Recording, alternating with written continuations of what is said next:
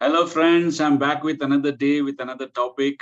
Mm, Today, I thought of taking this little rare topic that is neurological seizure disorders in pregnancy. The reason why I'm taking this topic is because I suddenly remembered this morning that long ago, a good friend of mine who brought his daughter to Manipal because in his place they refused to treat her because she had a seizure disorder. Usually, we say whenever there is seizure during pregnancy, and if you don't know the history, first you have to load preeclampsia, unless proved otherwise. But today, I am not talking about seizure due to preeclampsia. I am talking about the seizure disorders as such in a person or in a lady, which would have its effect on the pregnancy, and how pregnancy has its effect on seizure disorders, and what precautions we have to take, what pre-pregnancy counselings we have to do, and any adjustment of dosage, what harm it can do. All these things I'm going to talk. It's very useful to the postgraduate, especially also to practicing obstetricians, because we don't usually talk about seizure disorders in the CMEs, conferences, and all that. So I thought it is worthwhile talking about it. What is seizure? It's a paroxysmal, that means suddenly happening, disorder of the central nervous system characterized by an abnormal neuronal discharge. So it's a abnormal discharge. Normally we have a proper discharge so that we behave properly or we have physical activities properly. But it's an abnormal neuronal discharge with or without loss of consciousness. So both can happen. Sometimes you lose the consciousness, but sometimes you may not lose the consciousness. I'm going to tell exactly in which one you will lose and which one you will not lose. Epilepsy. So this is the common terminology when common people understand this. It encompasses different syndromes whose cardinal feature is a predisposition to recurrent unprovoked seizures. Both words are important here. Recurrent is important here as well as unprovoked. See, sometimes what happens if you see flashy lights, if you see, different kind of sounds and other things, you get a seizure. But here it is unprovoked on its own, right? And it is recurrent. It recurs on its own and unpredictable. So that is epilepsy. The incidence is fortunately very, very low. That is probably 0.15% of all pregnancies. That's exactly why this topic is usually not discussed at all. But then suddenly, if you get a case like that, you need to know. In fact, when my friend approached me, of course, I had to read again about it, and then I had to prepare myself. In India, 40% of epileptics are women of childbearing age. So that's a huge number. So that is why we have to know about this disorder properly so that we can handle them correctly. Nearly 2 to 3 million potential mothers suffer from seizure disorder. So you can see the enormity of the situation. The classification. Now I'll come to that classification which I was telling you. Sometimes you may lose consciousness, sometimes you may not lose consciousness, sometimes you may not notice it properly. So the classification is focal seizure disorders. They have origin in one area in the brain and affect corresponding area in the neurological function. Suppose my one organ, right side is, I'm just giving an example, is controlled by one particular center. And if there is that area which has the origin of it, so my only right hand will be affected. So it is corresponding area in the neurological function is affected, not generalized. It is just focal. In generalized, everywhere you will be shaking, isn't it? So here it is focal. They can result from trauma in a particular area, abscess, or a tumor, or perinatal factors, although a specific lesion is rarely demonstrated. We know that it is due to a lesion in the specific area, but we cannot really demonstrate it properly unless, of course, it's a big space occupying lesion, right? So it is due to a specific area problem. and this abnormal neurological discharge occurs from one particular area in the brain where there is a problem, and corresponding area will have neurological problems. Generalized, when we say generalized epilepsy or generalized seizure, is they involve both brain hemispheres, right and left, and are usually preceded by an aura. They usually come to know that I'm going to get this now, but they will not be able to abort that episode, fits, but they generally get an aura and an abrupt loss of consciousness. See, in the previous one, it was a focal disorder. There is no loss of consciousness at all because both the hemispheres are not, involved in that. Here in generalized epilepsy, usually both the brain hemispheres are involved. That's why there is loss of consciousness. It is hereditary. That's why I put it in big fonts.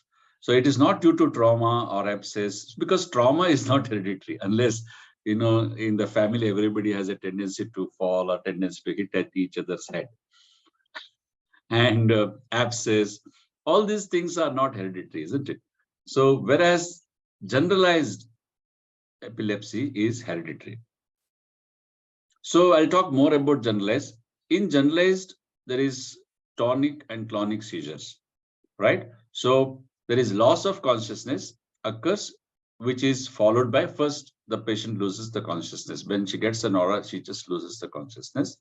And it is followed by tonic contractions. Initially, they'll hold the muscles tight and rigid posturing. They just do like that. And then there is clonic contractions. After the rigid thing, then there is a shaking of the hands. So that is what is happening. Patient gradually returns to consciousness. So when that epilepticus status is over, she'll come back to consciousness, but probably she may not remember what happened when she lost the consciousness. Patient will remain confused. Not only not remember, she will be confused and disoriented for several hours, because definitely there is some sort of abnormal discharge in the neural brains, and to come back to normalcy, there is so much of clouding. Come back to normalcy, she may take some hours. Then absence seizure. This is also called petit mal seizures.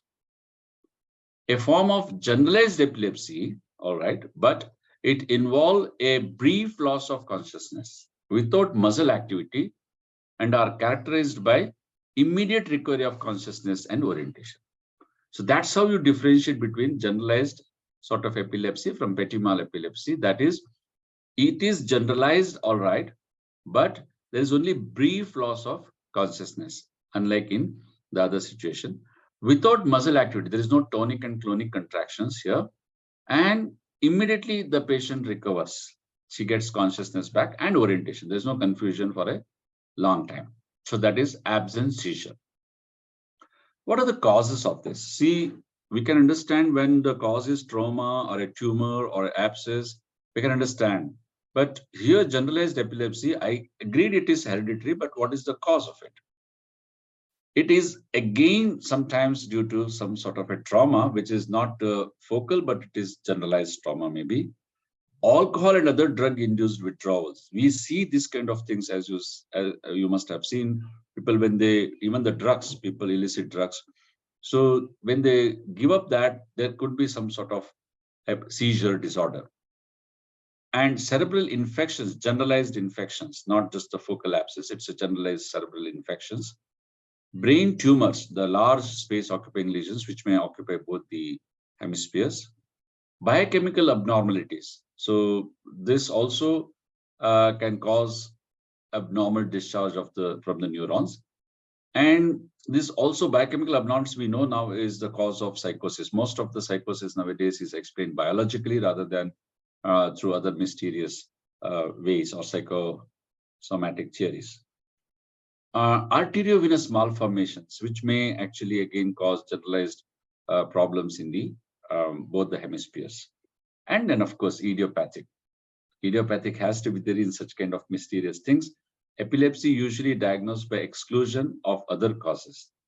So what happens is, when there is no history of trauma, alcohol withdrawal, cerebral infections, tumors, or any other sort of chemical abnormalities and arteriovenous malformations, so there is nothing, then probably you say, okay, it's a case of epilepsy, which is, that what is normally called by us fits or epilepsy.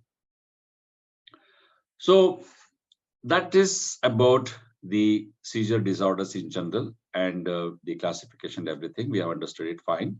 But as an obstetrician, how do I counsel the patient? See, as I told you in another lecture other day, nowadays in most of the exams, whether it is held in UK or USA or in India, most of the examiners ask you questions on how to counsel a particular patient, because that is the most important part. Even in CBME education method now in MBBS, there's an ATCOM module, where we were lacking earlier. We were only concentrating on the knowledge domain and we were concentrating on the skill domain. We totally neglected the attitude and communication. Communication is also a skill, but then it's a different dimension altogether, different facet altogether. And counseling nowadays occupies the most important part of our management. So how do we counsel? Women with epilepsy have 2 to 3-fold risk of having infants with structural abnormalities compared with unaffected women. This is without the drug, maybe, because this is some sort of a hereditary problem and we don't know exactly what creates this problem. So in general, they have 2 to 3-fold risk of having infants with structural abnormalities. We need to have all this knowledge. And the other day I was telling you, we need to know even sometimes the percentages. What is the success rate? What is the failure rate? What happens? What are the other problems? So when we have this knowledge, it becomes easier for us to counsel the patient. Because sometimes they are very worried to even become pregnant. They don't know whether the child also will get fits, whether child also will have some other problems, neurological problems. So we need to know this and we need to give them the accurate figures, and we should counsel them. Seizures should be controlled preconceptionally, preferably by monotherapy. Usually neurologists will give multi-drug therapy for epilepsy. But when she is planning to become pregnant, we should switch over slowly to monotherapy. That is best. And I will talk more about which are the drugs permissible during pregnancy also. So like in diabetes, a person having diabetes, pre-pregnancy control of diabetes is extremely important. Her glyco-HB should be less than 5.9 when she wants to become pregnant, so that there is no congenital anomalies in the first trimester. The abnormal sugar in the first trimester is the main cause of the problems or anomalies in the fetus. So similarly, even in a case of hypertension, the BP should be under control. Otherwise, right from the beginning, if the BP is high, then the mother will have a lot of problems in continuation of the pregnancy. All pregnancy should be started with a clean slate sort of thing. If there is a problem, it has to be controlled. So valproic acid should be avoided altogether, as it has increased teratogenic effect. I don't think that is now preferred also, but if at all it is being used, it should be totally avoided. It should be stopped and switched over to some other drug before she becomes pregnant. Then supplemental folic acid, 0.4 milligrams per day, at least 1 month before conception. Now, this is the problem. We don't know when she's going to conceive. You may start even 1, 2, 3, 4, 5, 6 months before. Also, doesn't matter. Folic acid is nothing. It's after all a water-soluble vitamin, and there's nothing like hypervitaminosis with folic acid. It is needed for the protein metabolism in the body also. So I will talk more about why folic acid in the subsequent slide. But for now, you just remember we should avoid particular anti-epileptic, that is valproic acid, and plus we should give folic acid supplementation also. And the dose should be increased to 4 milligrams once she becomes pregnant. It's easy to remember. It started with 0.4 milligrams per day before pregnancy. And the moment you diagnose pregnancy, just make it 4 milligrams. Okay. So if you don't get the tablet of 0.4 milligrams, some people sometimes ask me, can I give 5 milligrams? Nothing wrong, you can give that. But this is the minimum that is to be given. Effect of pregnancy on epilepsy. Now, that is what is we have to understand? Patient has epilepsy already, and she wants to become pregnant. Can it be worsened? Can it be improved? Any other problem? Can she become pregnant? So we need to know what is the effect of pregnancy on epilepsy. Research does not indicate any increase in the frequency of seizures due to pregnancy. So that's a good news for the epilepsy patients. She can become pregnant, and pregnancy will not worsen the situation or disease. Although some studies have shown increased seizure rates with attendant mortality risk and fetal malformations. I have put it in gray because it's only few studies. It's not general, but in general, it is safe. The incidence of seizures have been further controlled with newer, refined techniques of prescribing the optimum dose of anti-epileptic drugs. So as such, pregnancy is not going to worsen the situation. And if she's nicely controlled with the better drugs now, the newer drugs with optimum dosage, she doesn't have to worry at all. In fact, I remember my friend, when he brought his daughter, they were so much worried. And when she had a safe delivery in the end without any problems, they were so happy until today. He keeps on sending me nice messages and all those things. That is the advantage of being doctors, and especially in that obstetricians. The mothers will always remember the obstetrician who delivered them. We may not remember them. We have delivered so many people, but they will remember us. Like my mother, now she's 86, she still remembers who delivered me, and she keeps on very proudly talks about that doctor. She has got 5 children. She remembers all the 5 doctors who delivered her at different places. That is the beauty of, that is the greatness of the mothers, that they remember uh, the doctors or the obstetricians. Effect of pregnancy on epilepsy to see more. Increased seizure frequency is often associated, if at all there is increase, some of the studies which showed that there is increase in, it is associated with subtherapeutic anticonvulsive serum levels. See, this is very important. Suppose the patient was on treatment during pregnancy, what happens because of several mechanisms? Maybe there is increased GFR, there is hypovolemia, because of all the, and there is some indigestion. The absorption is delayed during pregnancy. Because of all these reasons, even though the patient is taking the normal dosage which she was always taking before pregnancy, it appears to the body as though there is subtherapeutic dose, okay, or at least serum levels. And that may be the reason why there is sudden increase in the frequency of the seizure disorders, and not because of pregnancy. I hope I'm clear. Let me repeat it. What happens in pregnancy is that, you see, first of all, there is nausea, vomiting, all those things. So the drugs themselves may not be, properly taken by the mother. And even if she takes, the absorption is always delayed in pregnancy. The metabolism is, slowed down. There is hypovolemia, so there is dilution. There is increased GFR, so a lot of, it is excreted in the urine. Because of all these reasons, the anticonvulsive levels in the serum will, comparatively go down to a non-pregnant situation. So probably she requires higher dosage during pregnancy. That's the meaning of this. So due to an apparent subtherapeutic serum levels, there is increased risk of, or increased frequency of seizures.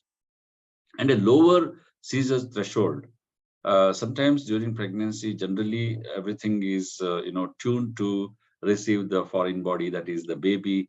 Immunosuppression is there. Like that, there are so many suppressions are going on in the pregnancy. So even the seizure threshold may be a little lower. So that may be another reason why there is increased frequency. Subtherapeutic levels may result from pregnancy-induced, as I just now explained. I'm putting it in words: nausea, vomiting, decreased GI mobility or motility. That diminished drug absorption and hypovolemia also will contribute to that. Hepatic and placental enzymes that metabolize drugs faster, maybe, and they are excreted, cleared by the kidneys because of increased glomerular filtration rate. So all these things will contribute to a backdrop wherein you feel that pregnancy has increased the seizure. But pregnancy biologically, physiologically will not increase the seizure frequency. That's what we should understand.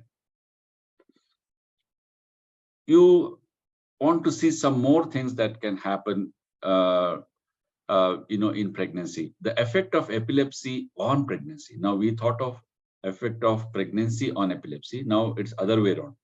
Effect of epilepsy on pregnancy. The following increase are seen due to epilepsy. What is that? Twofold in cesarean delivery rate. You know what happens? Both the patient, obstetrician, and everybody in the family are worried and they're anxious.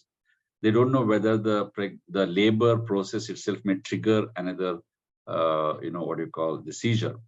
In fact, nobody knows what triggers it. There's nothing, apparently nothing, no triggering factor as such. I told you right in the beginning of the lecture.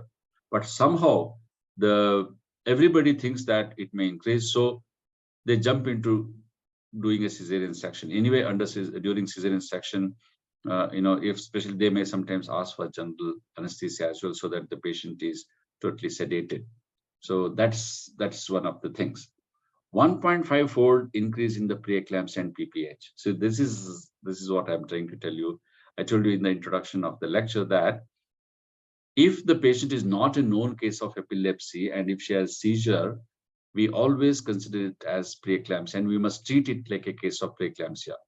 Later, of course, we always give neurology consultation and they will come and say it is not preeclampsia only, it may be a case of neurological problem also.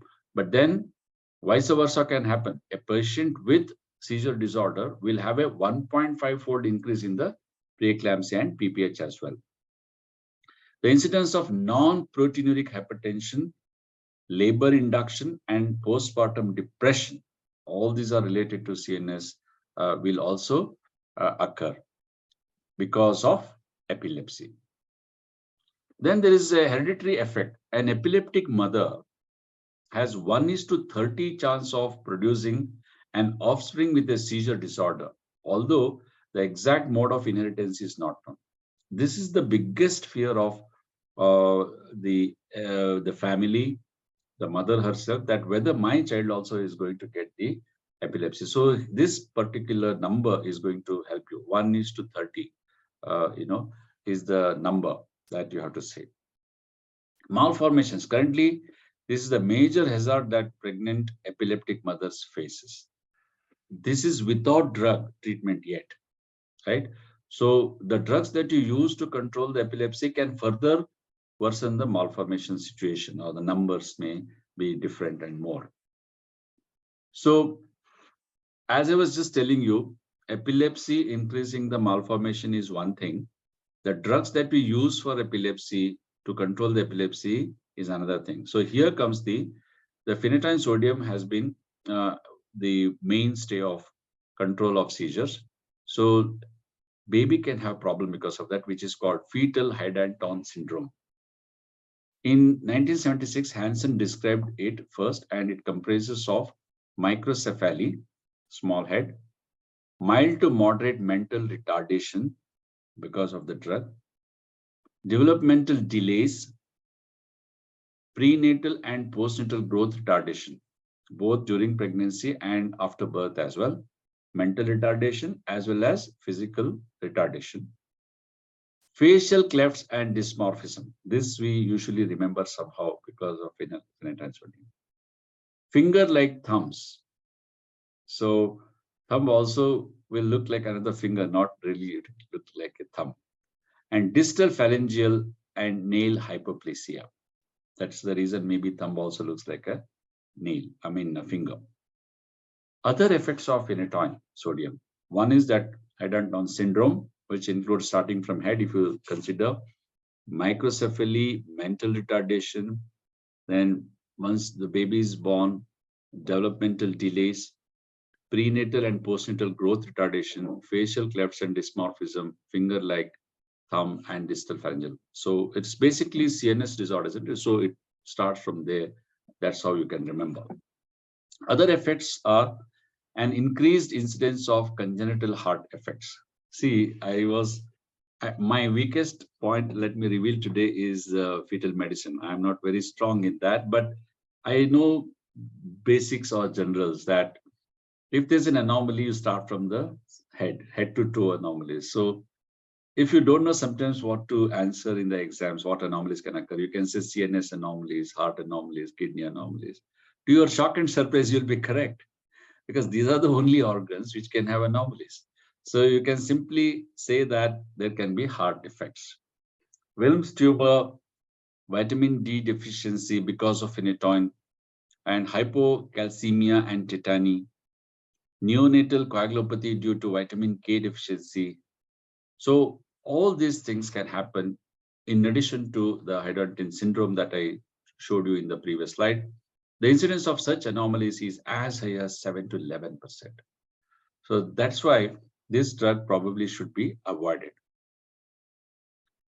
So further, going on with the effect of epilepsy on pregnancy, we have seen that epilepsy will increase the malformations in the baby. It will have its drugs also will create problems for the pregnancy. It will increase the seizure disorders, medical disorders, something like preeclampsia, hypertensive disorders in pregnancy. In addition to that, let us see, it is believed that many anomalies are related to the mere existence of epilepsy itself. That's what I have been telling right from the beginning in today's class. It's not only because of the drugs that are you use for controlling epilepsy. Epilepsy itself, I don't know really exactly why nobody has explained it properly related to the mere existence of epilepsy itself. This is because these women have high risk for seizures, which may cause injuries. Also, maybe that is one of the reasons. Abruption, periods of fetal hypoxia, FGR, IUFT. Well, these are all, according to me, like almost like associations rather than the cause. They are all coexisting in a way, right? Nobody knows exactly what has come first, whether epilepsy has come first or whether these injuries, abruptions have come first that has caused epilepsy. It's very difficult to say. Anyway, abruption happens only during pregnancy. Epilepsy was there always before that. Infants exposed to barbiturates are often drowsy. Of course, it's a sedative sort of a thing. Basically, whenever there's epilepsy, even right from the infant period, you just give barbiturates only, right? Just basically sedating, calming the central nervous system, and may suffer barbiturate withdrawal in the first week. So even the babies will have like withdrawals from, like I told you, one of the causes of that there is epilepsy is withdrawal of the alcohol, drugs, and all that. Here, the baby intrauterine is used to barbiturates that the mother has been taking, and suddenly you cut off the umbilical cord, and baby will have withdrawal syndrome in the first week of infancy.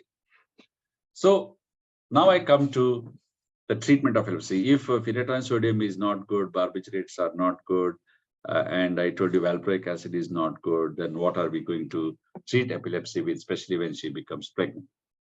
In pregnancy, we must remember the physiological increase in blood volume, which I've already told you.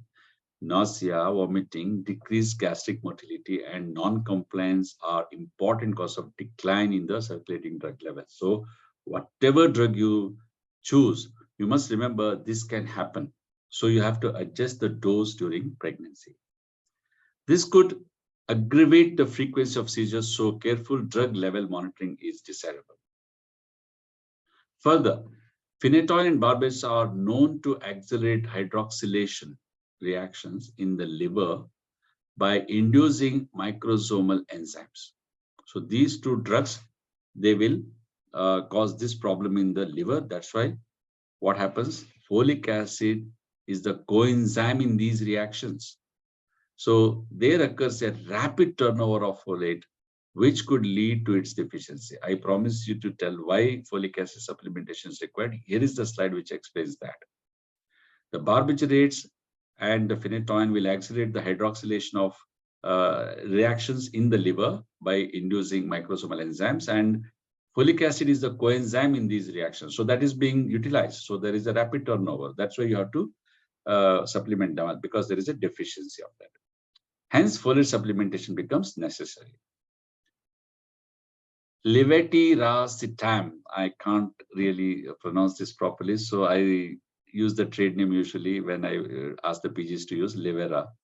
So this is the newer anticonvulsant.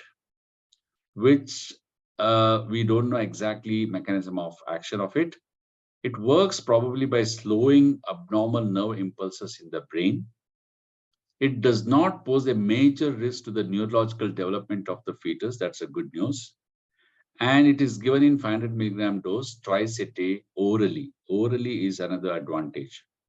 Additional dosing increments have been given, that is up to 1000 milligrams per day, additional every 2 weeks, to a maximum recommended daily dose of 3000 milligrams. I have not seen anybody taking 3000 so far, but that's the maximum dosage.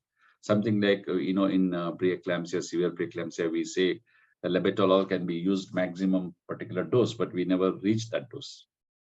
So the management, as I said, it starts with pre-conceptual counseling, that is basically changeover of the drugs and adjusting the dosage of the drugs and controlling the seizures completely.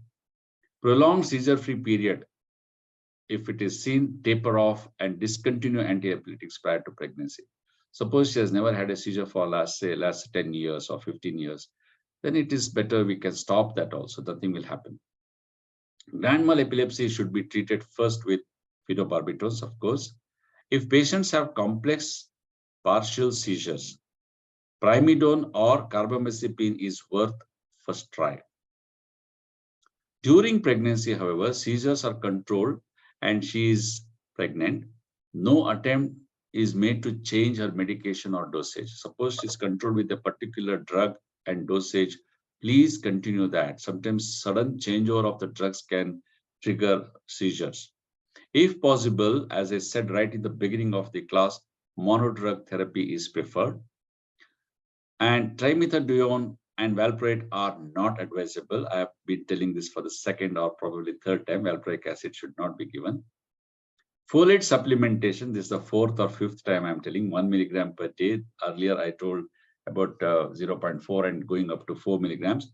With drug level monitoring should commence if possible prior to pregnancy.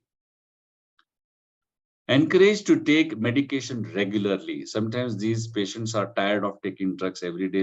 In addition to that, we are asking her to take so many other drugs, that is, iron, calcium.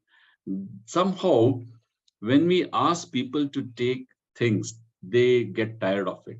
But rarely I have heard anybody getting tired of eating breakfast, eating lunch, eating dinner every day, day after day, 365 days, 60 years, 70 years, 80 years. The moment you say it is tablet, somehow they don't want to take the tablet. Peppermint take every day? Yes, possible. Jalebis every day? Possible. Chocolate every day? Possible. Iron tablet every day? Not possible. Not to deprive herself of sleep. Somehow, even if healthy people, if we don't sleep, then we feel like a little bit dizzy. The next day, we throw a fit in the office and all those things. Fit in the sense we shout at everybody. Should she experience excessive vomiting, she is advised antiemetic so as to ensure drug absorption. These are some of the minor things that will make a change. Anticonvulsant drugs levels should be frequently monitored and dosage is adjusted. I'm telling again and again same thing because this has to be understood very, very clearly. Ultrasound and fetal echo at 18 weeks to detect anomalies, because we know that heart anomalies are increased both because of epilepsy as well as because of the drugs that we use. At 4 to 6 intervals thereafter to detect FGR, because we know that FGR also is a possibility. Vitamin K, which is reduced, isn't it, because of the drugs that we use, 10 milligrams per day from 34 weeks for patients taking phenobarbital, primidone, and phenytoin should be continued. Caesarean reserved only for obstetric indication. I will repeat. Caesarean is reserved only for obstetric indication. Just because she has epilepsy does not mean that you have to do a caesarean section. If there is an obstetric indication, like let's say CPD, major degree placenta previa, fetal distress, or any other things like that, or malpresentation, go ahead and do a caesarean section, but not just because she has a controlled epilepsy, especially.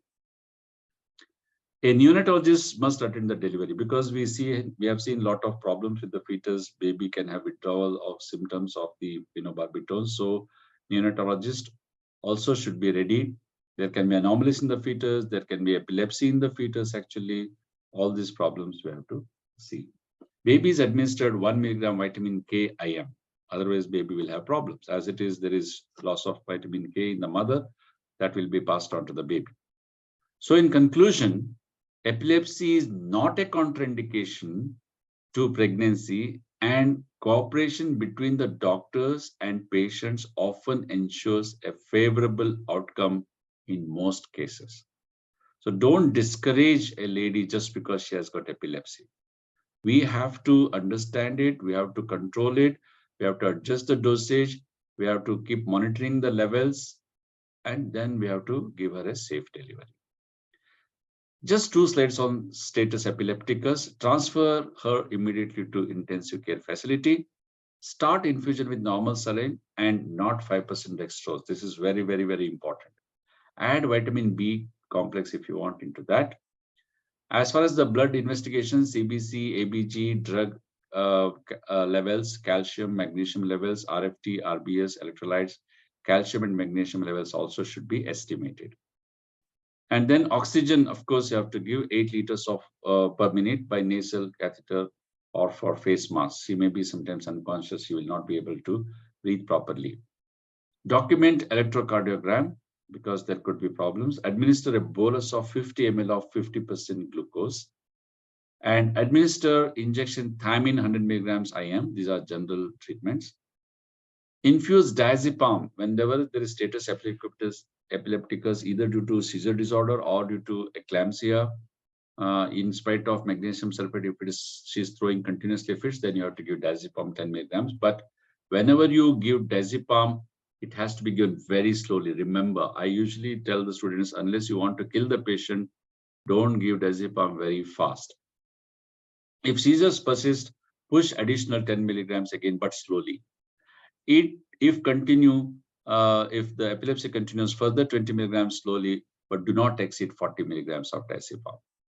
Initiate IV dilantin. Loading dose is 18 milligrams per kg, 50 milligrams per minute. If hypertension develops, slow down the infusion rate. Levera 1000 milligrams IV followed by oral 500 milligrams BD may be also given. We usually give consultation to neurologist and they will manage in a big setup like Manipal. Monitor with ECG, watch out for arterial and atrial and ventricular conduction depression, ventricular fibrillation. In case seizure persists, initiate phenobarbital drip 20 milligrams per kg, no faster than 100 milligrams per minute until seizures stop or the maximum dose has been reached. Undertake endotracheal intubation and monitor vital signs. Sometimes she may bite the tongue, she may swallow her own secretions, and all these things can be more dangerous to her. If seizures persist, institute general anesthesia. That's exactly one of the reasons sometimes they ask for cesarean section under general anesthesia with halothane and neuromuscular junction blockers. If an anesthesiologist is not immediately available, you can yourself push 50 to 100 milligrams of lidocaine. If delivery is imminent, alert the pediatrician. These neonates are more prone to develop coagulopathy, hence should be given vitamin K. Postpartum monitor drug levels and change rapidly. Thank you very much. I hope you got a good idea about the seizure disorders. Let me come back next week with newer topics. Keep guessing.